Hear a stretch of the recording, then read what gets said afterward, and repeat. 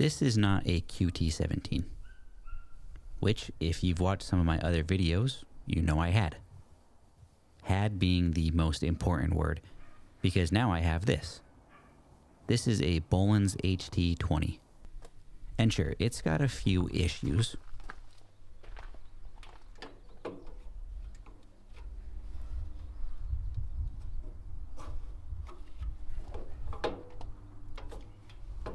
But I'm okay with that, because the reason I bought this is right here. The QT17 I had did not play nice with hills. And in fact, I'll leave a link to a video explaining that. But this has a full pressurized oil system, so it can actually mow my property and not break. All right, let's do a quick look over this thing. So Bolens made the HT20 in the 70s, and you'll notice it's pretty solid. Panels are metal, hood's metal, frame's metal, instrument panel, well, it's plastic and very broken. It doesn't even hold the ignition switch anymore. You know, they actually made a metal version of this, which I have, so that's solved.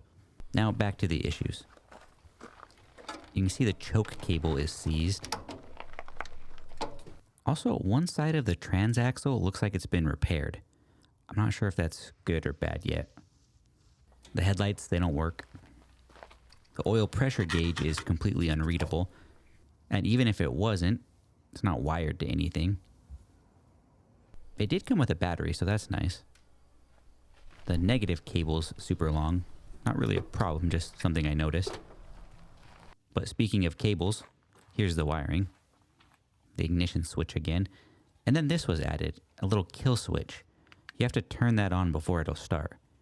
And this switch worked when I bought it. But ever since I brought it home, it doesn't even light up anymore. So we'll have to figure that out.